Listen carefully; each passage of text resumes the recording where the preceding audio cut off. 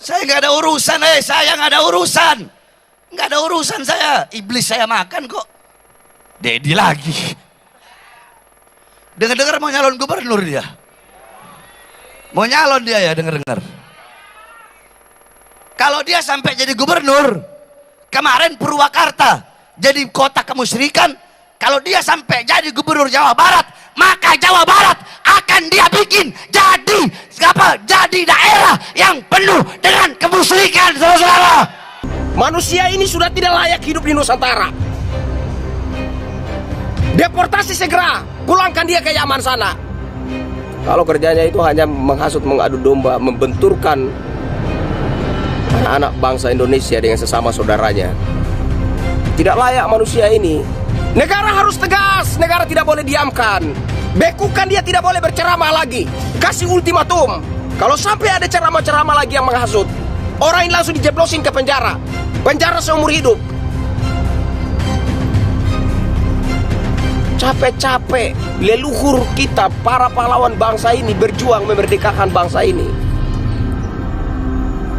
Mereka berjuang memerdekakan bangsa ini di bawah satu sumpah, Sumpah Pemuda. Makanya yang kayak begitu harus ditumbang. Harus ditumbang. Bodoh amat, terserah. Kalian mau bilang saya apa kek, terserah.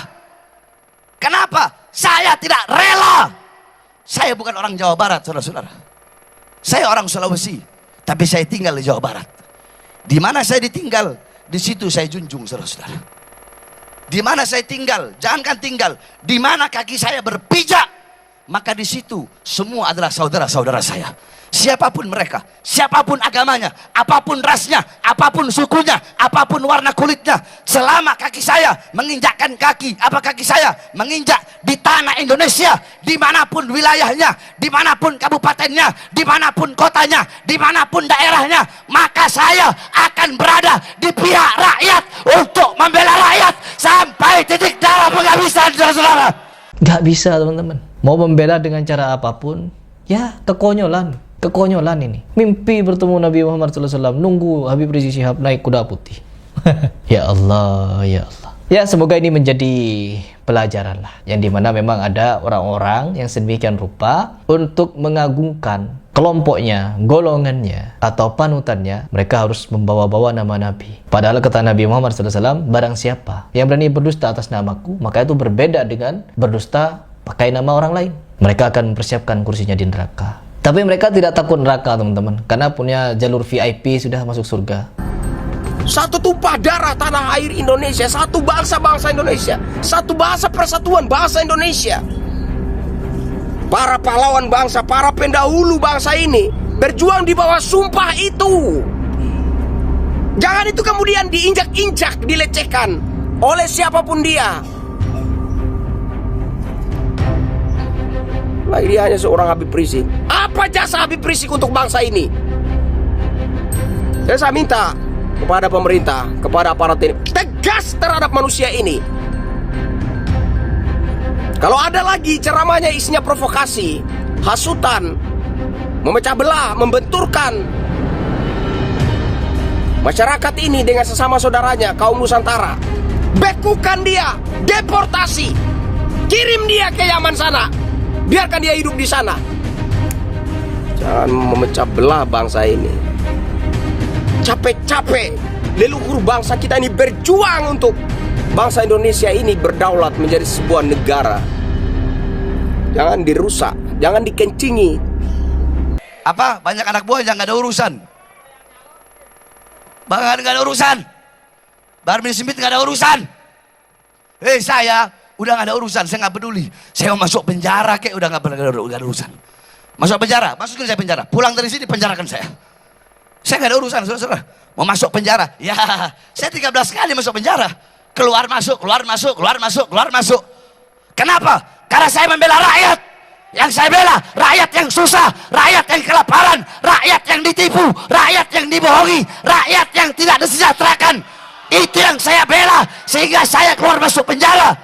Makanya bagi saya sudah bosan, saya sudah muak melihat ketidakadilan bagi rakyat, melihat penyengsaraan rakyat, melihat penyesatan rakyat, melihat kesewenang-wenangan pemerintah kepada rakyat. Makanya saya sudah bosan. Saya tidak peduli mau kalian penjarakan, mau kalian tembak, mau kalian racun, mau kalian bunuh, saya tetap akan tegak berdiri, berada di pihak rakyat, membela rakyat sampai titik darah penghabisan, saudara-saudara. Belajar sama satu Habib sama ukurannya belajar dengan 70 kiai, betul nggak Habib? Satu Habib, walaupun Habibnya jahlun, maksudnya bodoh kata Iwan, itu ukurannya perbandingannya amat 70 kiai yang alim. Pak kaki Habib yang nakal, kenapa kaki Habib yang narkoba, yang maksiat, yang nakal, yang kotor dibandingkan kepala kiai yang pakai sorban masih lebih mulia telapak kaki Habib yang maksiat tersebut. Tapi kamu bukan cucu Nabi. Masalahnya itu, kamu cuma ngaku-ngaku cucu Nabi. Kamu tidak mulia. Dalam darahku, dalam tubuhku mengalir darah Rasulullah. Tidak ada. Kamu sudah dijajal darahnya, diperiksa. Darahnya sudah diperiksa di laboratorium family 3DNA. Darah kamu darah G. Wong India, wong Kaukasus, Turki, itu kebanyakan itu. Bukan orang Arab. Cucu Nabi itu harus orang Arab. Darahnya cucu Nabi itu yang asli adalah darah Arab, karena Nabi orang Arab. Kalau Arab, kalau keturunan garis laki-laki lurus harus J1. Sedangkan Habib-Habib Ba'lawi ini ngakunya lurus ke Nabi garis laki, tapi darahnya diambil pas sudah terbukti, sudah selesai diperiksanya, hasilnya G semua. 180 orang yang sudah tes DNA baik di Indonesia maupun yang di Yaman, semuanya gagal sebagai keturunan baginda Nabi besar Muhammad sallallahu alaihi wasallam.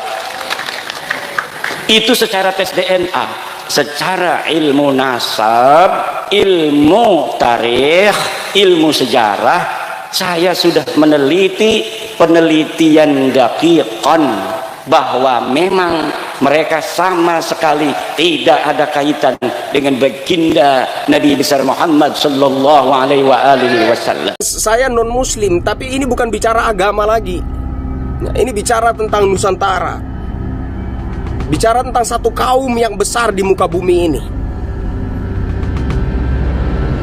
Jadi ketika ada yang membangun narasi, menabuh genderang perang, itu sudah tidak lagi bicara agama. Itu ancaman terhadap kaum Nusantara. Dan orang-orang Nusantara, apapun agamanya, yang mencintai tanah tumpah darah ini harus bangkit, harus bereaksi melawan itu. Tidak bisa kita diamkan, tidak bisa kita biarkan. Ustaz tak ujaklah, Ustaz yang kurang ajar kepada para habaib. Kenapa kaki Habib yang nakal, kenapa kaki Habib yang narkoba, yang maksiat, yang nakal, yang kotor dibandingkan kepala kiai yang pakai sorban masih lebih mulia telapak kaki Habib yang maksiat tersebut? Akankah anak-anak dan cucu-cucu kita masih berdiri di tanah air ini sebagai bangsa yang berdaulat, ataukah sebagai budak, diperbudak oleh orang-orang imigran? Kami adalah majikan kalian, kami adalah pemilik bangsa, kami adalah pemilik kedaulatan Indonesia. Kami adalah majikan kalian, kami adalah pemilik bangsa, kami adalah pemilik kedaulatan Indonesia. Buat apa kita bersatu kalau mereka orang-orang yang bukan pribumi Indonesia menganggap kita pribumi Indonesia adalah sebagai budak-budak mereka?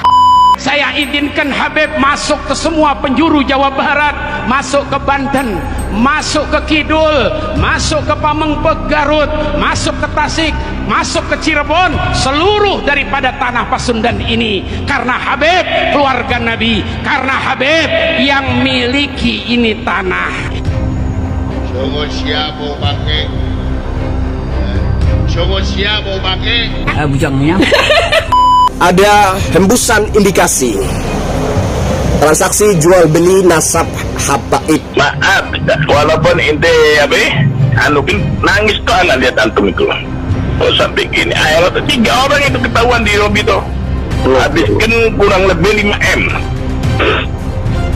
Ya. Man huwa badrun, man huwa syamsun, man huwa nurun fawqa nurin, man huwa iksiru wa ghali, man huwa misbahus suduri.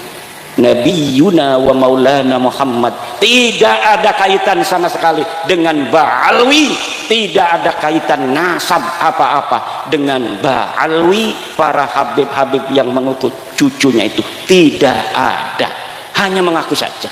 Lah kalau mengaku kita aja semua mengaku, siapa kek cucunya Jokowi kek, siapa aja bisa ngaku, betul apa tidak? Soekarno meninggal 1970, kita ngaku saya cucunya Soekarno, pantes. Wong Soekarno masih punya cucu, paling punya buyut jangga paling kan. Orang yang ngaku cucunya Soekarno, anaknya Mega, Puan. Mbak Puan umurnya kayak Kiai Ansori. Jadi Kiai Ansori mengaku cucunya Soekarno wajar. Dari anak siapa Kiai Ansori? Dari ibu yang tidak diketahui. Ya. Itu bapak-bapak ibu-ibu. Kenapa dulu katanya kan banyak yang ngomong kiai-kiai kibin tuh yang kiai-kiai kibin. Ya ima dulu Syekh Hasyim Asy'ari meneng-meneng baik. Kiai Hasyim Asy'ari enggak ngomong balawi batal. Kalau pengakuan itu la yata'allaqu bimanfaatin, itu enggak ada masalah, enggak ada soal. Karena dulu mungkin Ba'alwi yang ditemui Mbah Hasyim itu masih malu-malu. Enggak ada yang dawir-dawir minta-minta duit, minta-minta kambing. Kalau lagi haulan dia pengen dikirim kambing 1 truk. Betul apa tidak? Tadi tuh saya sebelum datang ke sini ada mantan kibin ngomong, kan biasanya kalau haulan itu di sana itu bawanya dari sini 1 truk kambing, dapat nyari-nyari katanya. Panitianya dia dibawa ke sana tuh. Itu mantan kibin tuh. Kadang-kadang untuk masjid sendiri susah, betul? Kadang-kadang kiai kita yang sejak kita dalam kandungan sudah mendoakan kita, ketika kita 4 bulan kita panggil kiai, doain kiai. Betul apa tidak? Di sini ada nggak 4 bulanan? 4 bulanan hamil istri kita panggil kiai, suruh ngedoain anak kita yang ada dalam perut. Kemudian ketika 7 bulan kita manggil kiai lagi, suruh ngedoa lagi, diamplopin paling 5.000 10.000. Kemudian ketika lahir manggil lagi kiai lagi, namanya nyuguh tamu, doa lagi. Nanti dapat 7 hari manggil lagi, suruh nyukur rambut, doa lagi kiai itu. Kemudian sunatan manggil kiai lagi. Pas besar dia dikasih rizki sama Allah, duitnya miliaran, ngasih alfatnya ke Habib. Kibin otaknya ngendi sih aku kibin otak taruh di mana? Terus yang ngajarin kita sholat, yang ngajarin kita wudhu, kiai kampung di musola kecil, di masjid. Kadang dia yang ngajar, kadang dia yang bawa kue, dia yang bikin kopi kiainya tuh. Tapi Masya Allah, sesudah kenal lama Habib, dia lupain guru orang-orang yang telah berjasa dalam hidupnya sejak dalam kandungan. Kadang-kadang dia yang ngomong, ini malam ini ada hallnya Habib, pengajian libur, nggak boleh kalau ada Habib lagi di hall ada pengajian, itu namanya matanya picak. Betul apa tidak? Ada nggak orang ngomong begitu? Pangkat dia itu apa ngomong begitu? Pangkat dia apa kiai? Bukan. Bisa ngaji Fathul Qorib? Enggak. Suruh nasrif fa'ala enggak bakal bisa. Suruh ngelal qala asluhu qawala ala wazni fa'ala enggak bakal mampu. Suruh menghafal al-qawaid al-fiqhiyah enggak bakal bisa. Lalu pangkatnya apa? Itu orang dia mau di hall buyutnya dia, kita mau ngaji, tidak boleh pengajian, bahkan jamaahnya suruh hadir ke sana, katanya barokah. Barokah naon ngaji itu apa ente? Barokah apa dapatnya di sananya? Dikasih perukunan sholat? Enggak. Kadang-kadang enggak sholat. Betul apa tidak? Kadang-kadang kumpul sholat maka agak, jangan betul-betul tuh dekat keraton masih ada. Bahkan kota kita banyak yang dipakai-pakai. Allah haul Gresik, haul Solo, haul Malang. Lah emang pangkatnya apa dia? Coba yang di haul itu lihat sejarahnya waktu hidupnya. Ada nggak di kitab-kitab Mbah Hasyim yang semasa dengan dia disebutkan? Nggak ada. Banyaknya orang-orang Baklawi itu yang dianggap hebat-hebat setelah matinya. Udah 20 tahun mati baru dicatat itu. Kehebatannya semuanya nggak ada bisa dibuktikan oleh orang yang sezaman. Dapatkan uang. Ini mengeluarkan lagi 50 nasab. Dengan catatan harga 200 juta satu nasab. Kalau satu nasab 200 juta kali 50 10 M. Ya itu gampang nyari uang seperti itu. Ya Allah. Nah, alhamdulillah saya bongkar semua kemarin tuh. Ini sekarang tinggal di Suma Tumpang ini bukan tempat yang bagus, ini tempat neraka ini. Sampai ada yang dari Hadramaut juga datang sana, tapi ya Allah, tak mampu sudah habaib dijual belikan ini macam-macam. Keluarga Habib Rizik, keluarga Habib Bahar, keluarga Habib Taufik Segaf, keluarga Habib Lutfi bin Yahya, semuanya sudah tes DNA dan bukan keturunan baginda Nabi besar Muhammad sallallahu alaihi wasallam. Saya pikir negara tidak boleh tutup mata dengan hal ini. Negara harus bersikap dengan hal ini. Negara harus hadir untuk mengurai persoalan ini. Buat apa kita bersatu kalau mereka orang-orang yang bukan pribumi Indonesia menganggap kita pribumi Indonesia adalah sebagai budak-budak mereka. Kembalikan wajah para kiai dan para ulama Nusantara. Kembalikan derajat harkat dan martabat para kiai dan para ulama Nusantara. Rakyat Indonesia, masyarakat kecil belum mengerti makna kemerdekaan. Berkenan di hati Bapak.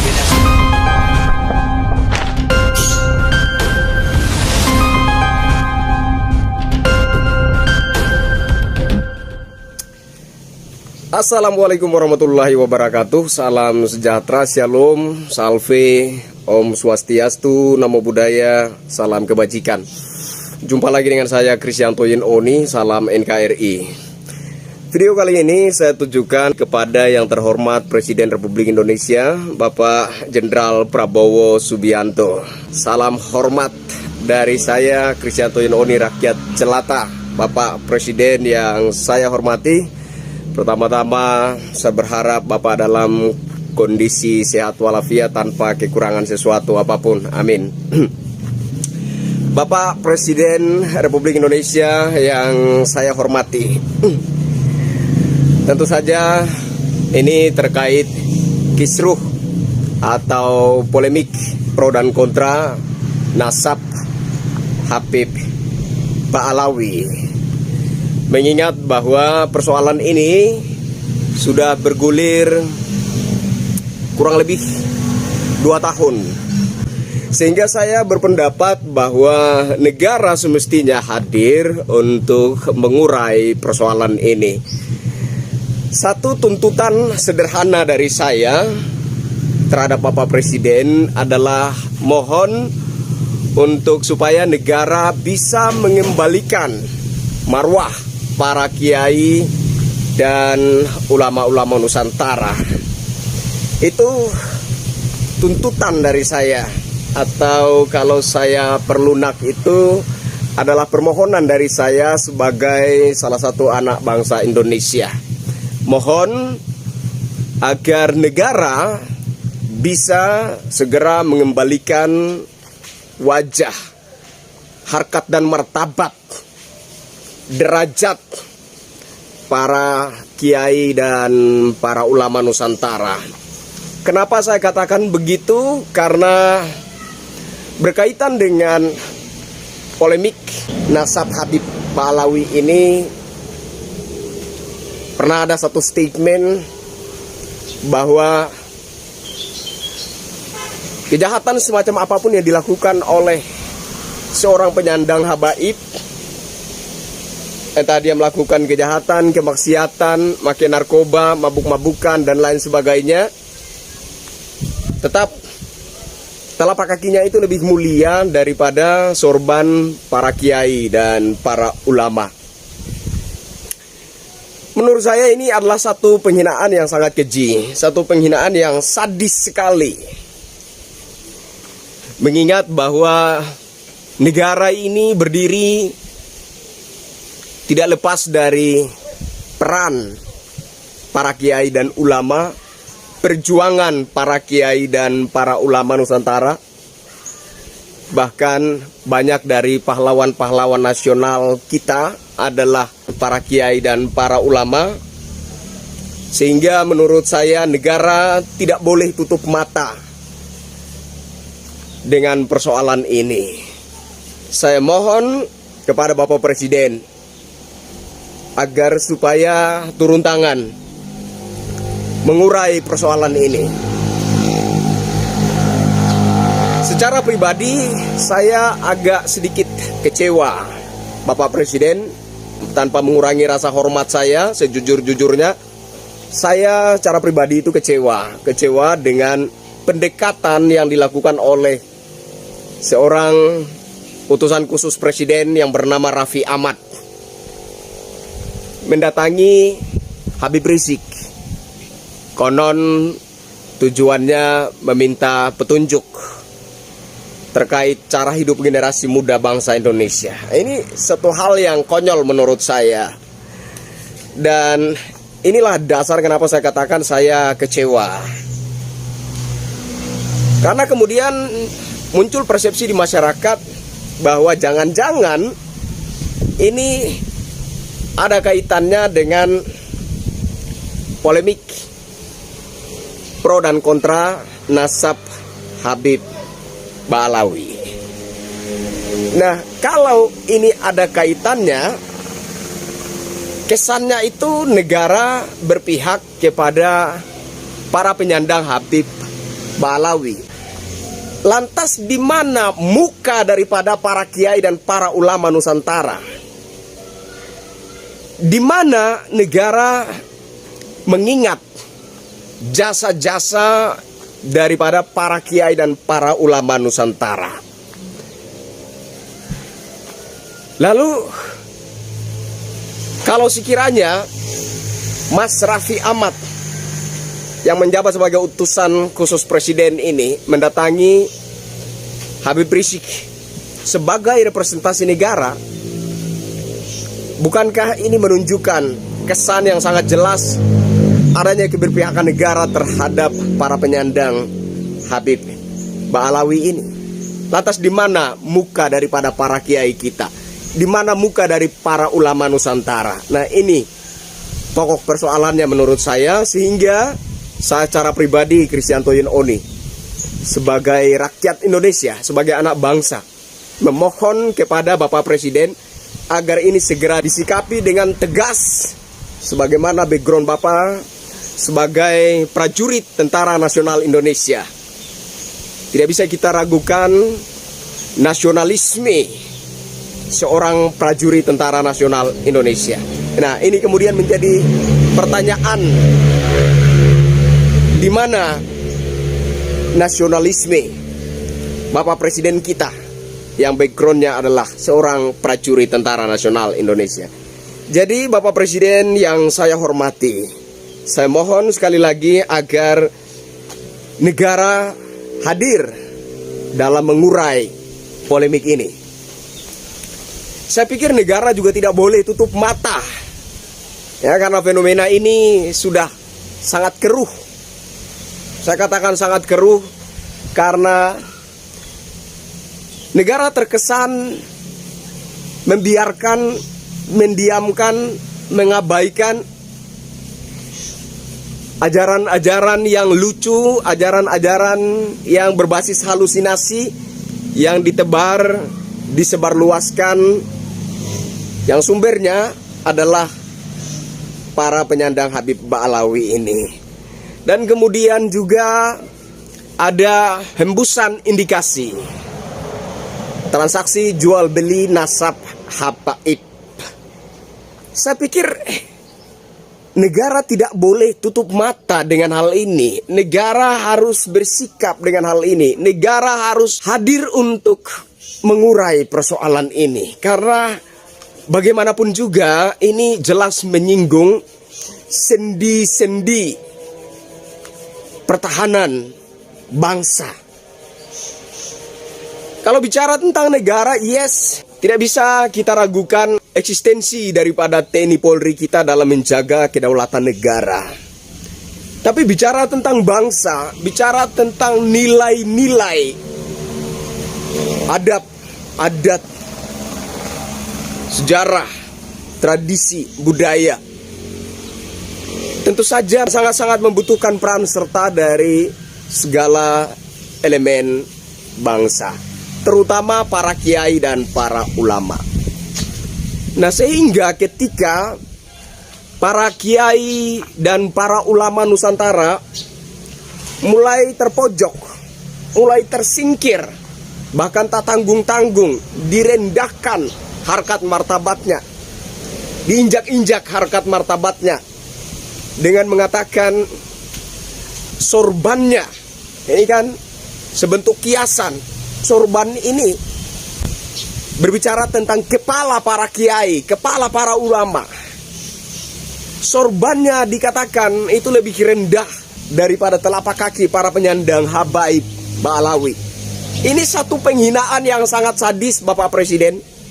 Ini satu penghinaan yang sangat keji, Bapak Presiden. Dan kenapa negara terkesan tutup mata dengan ini? Kenapa negara terkesan mengabaikan ini, mendiamkan ini? Bahkan utusan khusus Presiden mendatangi salah seorang penyandang habaib yang juga berasal dari klan Ba'alawi, yaitu Habib Rizik. Kenapa? Lalu siapa yang akan mengembalikan muka daripada para kiai dan para ulama Nusantara? Lalu siapa yang akan meninggikan derajat, harkat dan martabat para kiai dan para ulama Nusantara? Sehingga sekali lagi, saya Kristianto Yen Oni, sebagai rakyat, sebagai salah satu anak bangsa, datang di hadapan Bapak Presiden melalui video ini memohon kepada Bapak untuk segera negara hadir, mengurai persoalan ini, kembalikan wajah para kiai dan para ulama Nusantara, kembalikan derajat, harkat dan martabat para kiai dan para ulama Nusantara. Saya kira sekian permohonan yang ingin saya sampaikan kepada Bapak Presiden Republik Indonesia Jenderal Prabowo Subianto. Semoga ini didengar dan segera disikapi dengan tegas dan bijaksana. Tunjukkan kepada kami bahwa Bapak Prabowo Subianto merupakan seorang nasionalis sejati, jiwanya merah putih, yang akan berani pasang badan demi harkat dan martabat bangsa, akan berani pasang badan untuk meninggikan derajat, harkat dan martabat para kiai dan para ulama Nusantara yang juga punya peran dalam memerdekakan dan menjaga bangsa Indonesia, punya peran, punya jasa dalam tegaknya negara kesatuan Republik Indonesia ini. Saya kira demikian. Saya Kristianto Yen Oni. Semoga ini sampai ke telinga Bapak Presiden, didengar dan disikapi secara bijaksana dan tegas. Wassalamualaikum warahmatullahi wabarakatuh. Salam sejahtera, shalom, salve, om santi santi, santi om, namo buddhaya, salam kebajikan. Salam NKRI.